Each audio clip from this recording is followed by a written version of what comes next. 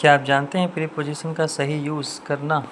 अगर नहीं जानते हैं तो आज सीख लीजिए, क्योंकि बच्चों को हमेशा स्कूल में प्रीपोजिशन नहीं आने की वजह से काफ़ी डांट पड़ती है अपने टीचर्स से।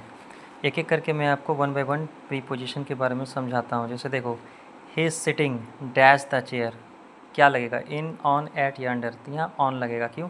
क्योंकि चेयर के ऊपर बैठते हैं। ठीक है, तो जब भी कोई चीज़ किसी के ऊपर स्पर्श हो तो वहाँ पे ऑन लगाते हैं। जैसे देखो, ये पेन है, तो पेन अगर मैंने इस टेबल पे रख दिया तो हो जाएगा the pen is on the table. ठीक है, तो ये आपका प्रीपोजिशन का यूज़ हुआ ऑन का।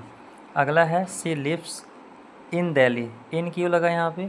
क्योंकि जब भी कोई लोकेशन की बात करते हैं, किसी कंट्री की बात करते हैं, सिटी की बात करते हैं या किसी स्टेट की बात करते हैं, तो उसके पहले इन लगता है। ठीक है, जैसे सी लिव्स इन झारखंड भी हो सकता है, सी लिव्स इन बोकारो भी हो सकता है और सी लिव्स इन दिल्ली भी हो सकता है। ठीक है, यानी कि कंट्री, स्टेट और सिटी के पहले इन लगेगा।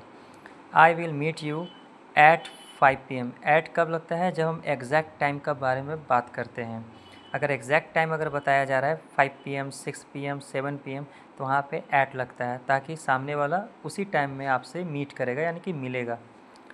The book is dash the table. जैसे कि मैंने बताया, ऑन का मतलब ही होता है जब कोई एक चीज़ दूसरी चीज़ के ऊपर स्पर्श में हो, यानी कि ऊपर हो, तो ऑन द टेबल। ठीक है। He is coming dash Patna. जब कहीं से आ रहे होते हैं, यानी कि जहाँ से हम आ रहे हैं, तो वहाँ पे फ्रॉम लगेगा। फ्रॉम का एक्चुअली मीनिंग होता है से। तो he is coming from Patna, यानी कि वह पटना से आ रहा है। ठीक है। The cat is dash the table. जब भी कोई कैट यानी कि बिल्ली छिपती है, यानी कि अपने आप को छुपाने की कोशिश करती हो, तो कहाँ? वो टेबल के ऊपर नहीं, वो टेबल के अंडर, यानी कि नीचे, है ना। टेबल के नीचे वो छुपने की कोशिश करेगी, इसलिए अंडर का मतलब होता है कोई भी चीज़ वस्तु के नीचे। सी इज़ गोइंग डैश स्कूल, यानी कि कोई भी लोकेशन है, तो जहाँ हम जाने की बात करते हैं वहाँ हम लोग टू लगाते हैं। ठीक है। और जहाँ से हम आ रहे होते हैं, जैसे कि मैंने बताया था, वहाँ फ्रॉम लगाते हैं।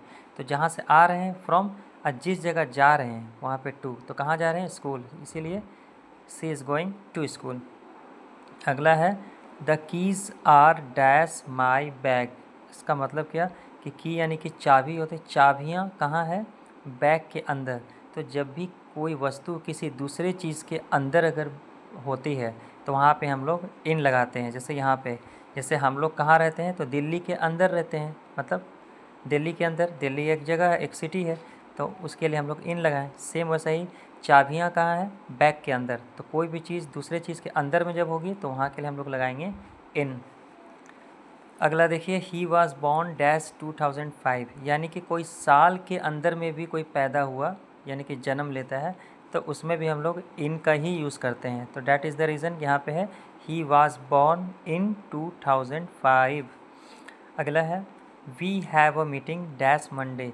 एग्जैक्ट अगर किसी डे का बात करते हैं, किसी दिन की बात करते हैं कि हम लोग मीटिंग उस दिन करेंगे, तो जब एग्जैक्ट दिन की बात करेंगे तो डे के पहले हमेशा ऑन लगता है। ठीक है।